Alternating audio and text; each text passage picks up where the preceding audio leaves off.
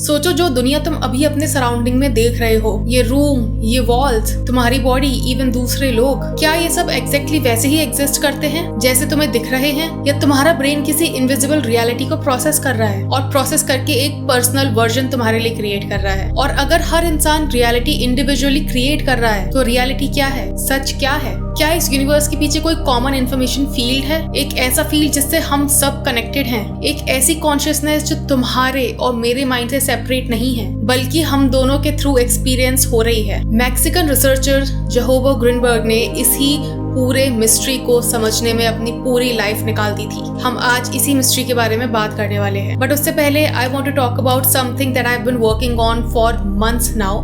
सो मैं बना रही थी एक मैनिफेस्टेशन मॉडल। इसका मतलब है कि I have been training a model जिसको कि मैं अपनी पूरी नॉलेज दे रही थी, जो कि मैंने इन 6 सालों में कलेक्ट की है। जितनी भी मैंने NLP टेक्निक सीखी है, जितने भी मैंने पैटर्न्स नोटिस किए हैं, वो सारे मैंने उस मॉडल को ट्रेन कराए हैं और क्रिएट किया है एक ऐसा प्लेटफॉर्म जो कि एक टोटल मैनिफेस्टेशन गेम चेंजर है। और उस मॉडल की सबसे इंपॉर्टेंट बात ये है कि that is an yearly membership. That means अगर आप वो मेंबरशिप बाय करते हो तो आपको 365 डेज एक कोच यानी कि मुझसे कनेक्टेड रहने का मौका मिलेगा, जहाँ पे अगर आप किसी मैनिफेस्टेशन जर्नी में हो तो आपके पास एक प्लेटफॉर्म तो रहेगा जहाँ पे आप अपना कस्टमाइज विजुअलाइजेशन सीन, कितने भी नंबर ऑफ डिजायर्स के लिए, limiting belief finder, self concept finder, beliefs को कैसे चेंज करना है, सब कुछ आपको वहाँ पे मिलेगा। आप अपनी पूरी प्रोग्रेस वहाँ पे ट्रैक कर सकते हो। आपको वहाँ पे डेली टास्क मिलेगा, मंथली टास्क मिलेगा, मंथली चैलेंजेस मिलेंगे, वीकली टास्क मिलेगा।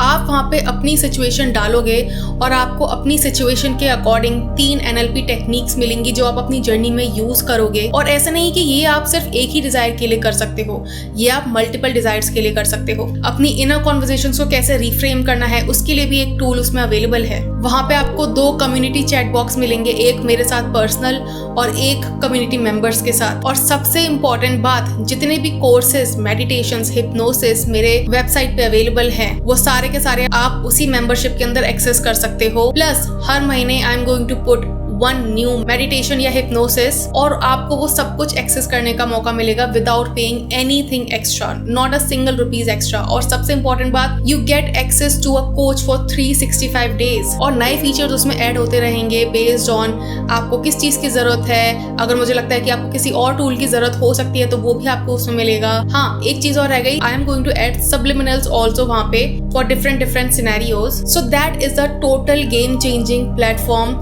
जहाँ पे you get real manifestation knowledge, personalized chat with a coach, query resolution। आप वहाँ पे अपने fellow community members के साथ भी connect कर सकते हो। And the price for all of this is just ₹35,000। In this 35,000 you get all of these things plus more than 25 tools to help you in your manifestation journey। अगर आप कोई ऐसा प्लेटफॉर्म चाहते थे जहाँ पे आपके साथ आपकी मैनिफेस्टेशन जर्नी में कोई एक कोच हो जो आपको आपकी क्वेरी रिजॉल्व कर पाए, so that is the platform जहाँ पे आप अपना प्रोग्रेस रियल टाइम ट्रैक कर पाओ। So that is the platform for you। So link to join the membership is in my description। आप वहाँ से जाके ज्वाइन कर सकते हो and boost your manifestation journey। Now let's start this video। जेहोवा का मानना था कि ये जो रियलिटी है ये इंडिपेंडेंटली एग्जिस्ट नहीं करती है, ये कोई फिक्स्ड स्ट्रक्चर भी नहीं है। उन्होंने प्रपोज किया कि यूनिवर्स के बेस पे एक extraordinary complex information field exist करता है जिसको उन्होंने लाटिस कहा। और ह्यूमन ब्रेन आपकी रियलिटी को शायद क्रिएट नहीं करता है बल्कि इस लाटिस के साथ इंटरेक्ट करके उसमें से एक लिमिटेड रियलिटी को डिकोड करता है। लेकिन ग्रीनबर्ग सिर्फ फिलॉसफी तक लिमिटेड नहीं थे। उन्होंने EEG machine, sensory isolation rooms और ह्यूमन पार्टिसिपेंट्स के साथ एक्सपेरिमेंट किए थे, इन्वेस्टिगेशंस की थी। और उनके सबसे फेमस एक्सपेरिमेंट में 2 पार्टिसिपेंट्स को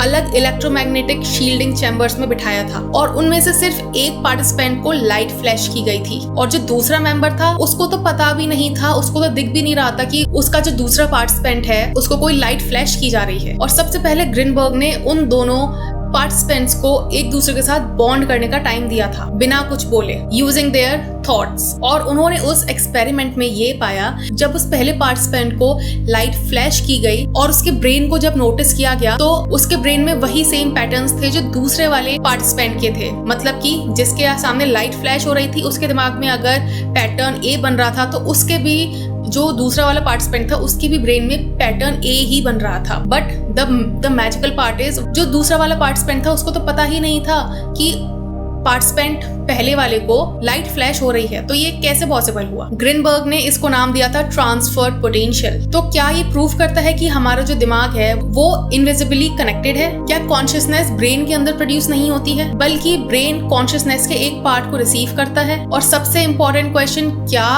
ग्रीनबर्ग ने ये चीज प्रूव कर दी थी कि यूनिवर्स एक ही कॉन्शियसनेस है? Is universe the one conscious field?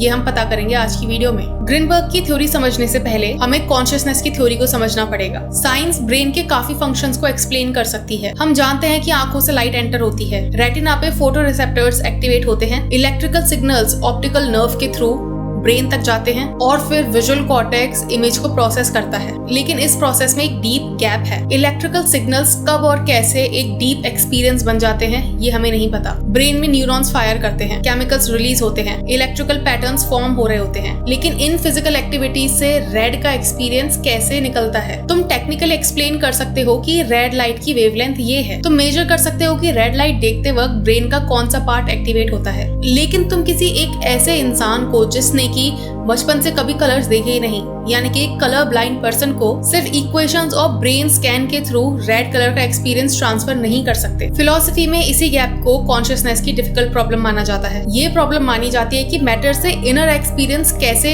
निकलता है या फिर इमर्ज होता है। ग्रीनबर्ग ने 1981 में अपनी सिंटर्जिक थ्योरी पेपर में इसी क्वेश्चन को उठाया था। उन्होंने सजेस्ट किया था उनके मॉडल के अकॉर्डिंग रियलिटी को एक मैट्रिक्स माना जा सकता है जिसके साथ ब्रेन इंटरेक्ट करता है और एक्सपीरियंस उठता है या फिर अराइज होता है, और ये ग्रीनबर्ग का कंक्लूजन था। यहीं से ग्रीनबर्ग का सबसे रेडिकल आइडिया निकल के आता है। हो सकता है कॉन्शियसनेस न्यूरॉन से क्रिएट होती ही नहीं है, हो सकता है न्यूरॉन्स कॉन्शियसनेस को रीशेप, रीफॉर्म या फिर रीऑर्गेनाइज करता है। इसका मतलब आप रियलिटी वैसी नहीं देख रहे हो जैसी वो है, आप उसे वैसा देख रहे हो जैसा आपके न्यूरॉन्स उसको रीशेप या फिर रिवायर या फिर रीमॉडल कर रहे हैं। जैकोबो ग्रीनबर्ग की सेंट्रल थ्योरी को सिंटर्जिक थ्योरी कहा जाता है। सिंटर्जिक वर्ड आया है सिंथेसिस और एनर्जी जैसे वर्ड्स को मिक्स करके। इस थ्योरी का पर्पस ये एक्सप्लेन करना था कि ब्रेन की साइकोलॉजिकल एक्टिविटी कॉन्शियसनेस को कैसे क्रिएट करती है। ग्रीनबर्ग के अकॉर्डिंग हम जिस स्पेस को एम्प्टी स्पेस समझते हैं वो एक्चुअली में एम्प्टी नहीं है। स्पेस के हर पॉइंट पर एक बहुत बड़ा अमाउंट ऑफ इंफॉर्मेशन स्टोर्ड है, एनर्जी स्टोर्ड है। तुम्हें लगता है कि तुम्हारे रूम का कुछ पोर्शन एम्प्टी है, बट एक्चुअली में वो एम्प्टी नहीं है। वहाँ पे इंफॉर्मेशन एग्जिस्ट करती है, वहाँ पे वाईफाई के सिग्नल्स, इलेक्ट्रोमैग्नेटिक वेव्स, रेडिएशंस, ये सब एग्जिस्ट करते हैं, बस ह्यूमन सेंसेस उसको देख नहीं पाती है। तो क्या इसका मतलब है कि वो वेव्स एग्जिस्ट नहीं करती है? नो, इसका मतलब है कि आपका ब्रेन उन वेव फॉर्म्स को प्रोसेस ही नहीं कर सकता है। तो इसका मतलब ये भी है कि जो रियलिटी आप देख रहे हो आप उसका सिर्फ उतना पार्ट देख रहे हो जितना पार्ट आपका ब्रेन प्रोसेस कर पा रहा है। ग्रीनबर्ग ने इसी कंसेप्ट को एक रेडिकल लेवल पे एक्सटेंड किया था। इमेजिन करो एक लेक जो कि बिल्कुल शांत है, उसके पानी में इस टाइम पे कोई भी मूवमेंट नहीं है। अब तुम उस लेक में एक पत्थर फेंकते हो और उस लेक में एक पैटर्न क्रिएट होता है। अब दूसरी साइड से कोई और एक पत्थर फेंकता है और वहां पे भी एक पैटर्न क्रिएट होता है, और जब वो वेव्स एक साथ कोलाइड करती हैं तो एक इंटरसेप्शनल पैटर्न क्रिएट होता है। ग्रीनबर्ग के अकॉर्डिंग यूनिवर्स भी कुछ इसी तरह से काम करती है। उन्होंने कहा कि यूनिवर्स के बैकग्राउंड में एक इनविजिबल इंफॉर्मेशन स्ट्रक्चर हो सकता है। उन्होंने इसे लैटिस का नाम दिया था। हर ऑब्जेक्ट, हर इवेंट, हर लिविंग बीइंग इस लैटिस में एक इफेक्ट क्रिएट करता है और तुम्हारा ब्रेन भी इसी लैटिस के साथ इंटरेक्ट करता है, और इसी इंटरेक्शन से तुम्हें कलर्स, साउंड, ऑब्जेक्ट्स जैसी चीजों का एक्सपीरियंस होता है। एक सिंपल फॉर्मूला आप समझ सकते हो, जैसे कि lattice plus brain activity equals to your reality. Your reality, not reality, only your reality. लेकिन एक बात समझने की जरूरत है that lattice is not something जो कि साइंटिफिकली प्रूवन है। बट क्या हम हर चीज को साइंटिफिकली प्रूव कर सकते हैं? Not possible. Can you prove God scientifically? Not possible. But क्या गॉड एक्सिस्ट नहीं करते हैं? That's up to you. According to me they do, according to you I don't know. Imagine करो तुम और तुम्हारा दोस्त एक रेड रोज को देख रहा है। तुम दोनों बोलते हो कि रोज रेड है, लेकिन क्या तुम ये प्रूव कर सकते हो कि तुम दोनों को रेड का एग्जैक्ट सेम कलर दिख रहा है? हो सकता है जो तुम्हें थोड़ा सा लाइट रेड दिख रहा है वो तुम्हारे फ्रेंड को थोड़ा सा डार्क रेड दिख रहा हो, लेकिन क्योंकि बचपन से दोनों ने उस कलर को रेड का नाम दिया है इसलिए you know that that is a red colour. हम लैंग्वेज सेम यूज कर सकते हैं बट इनर एक्सपीरियंस हर इंसान का अलग होता है, और जिस कंसेप्ट को ग्रीनबर्ग ने ट्रांसफर्ड पोटेंशियल का नाम दिया था वो यही कहता है। अब ये एक्सपेरिमेंट इतना शॉकिंग क्यों था?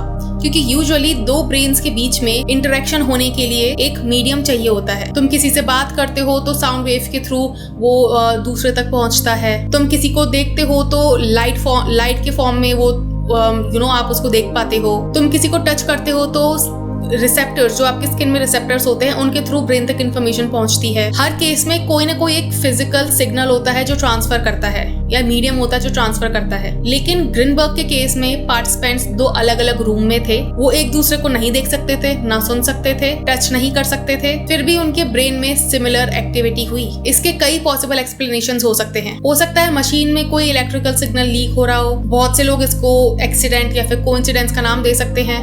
बट ये एक्सपेरिमेंट कई लोगों के थ्रू पास हुआ है। दैट मीन्स कई लोगों पे ये चीज टेस्ट हुई है, और जो लोग मेंटली कनेक्टेड थे उनके लिए ये चीज सच हुई, और जो लोग मेंटली कनेक्टेड नहीं थे उनके लिए ये चीज सच नहीं हुई। मतलब मेंटली बॉन्डेड जो थे उनके लिए सच था, जो मेंटली बॉन्डेड नहीं थे उनके लिए ये चीज सच नहीं थी। और ग्रीनबर्ग इतने ज्यादा आप बोल सकते हो कि रेडिकल रिसर्चर बन गए थे कि 1994 में उनके बर्थडे के 4 दिन पहले वो गायब हो गए। उनकी सारी स्टडीज गायब हो गई, उनके सारे इंस्ट्रूमेंट्स गायब हो गए, सब कुछ गायब हो गया, और आज तक नहीं पता कि वो बंदा कहाँ गया। बट उनके एक्सपेरिमेंट से हमें ये जरूर पता लग गया कि कॉन्शियसनेस एग्जिस्ट करती है, और अगर आप इस चीज को टेस्ट करो तो आप खुद ये चीज फाइंड आउट कर सकते हो। मैंने की है, I know this is true. आपने की है या नहीं मुझे नहीं पता, बट इस वीडियो के बाद करना जरूर। तो आई होप आपको ये वीडियो पसंद आई होगी, and if you did, you know the drill, like, share and subscribe. And अगर आपको 1-on-1 सेशन बुक करना है या फिर ईयरली मेंबरशिप ज्वाइन करनी है तो उस दोनों का लिंक आपको मेरी डिस्क्रिप्शन में मिल जाएगा। And yes, I will see you in my next video. Until then, bye bye, take care.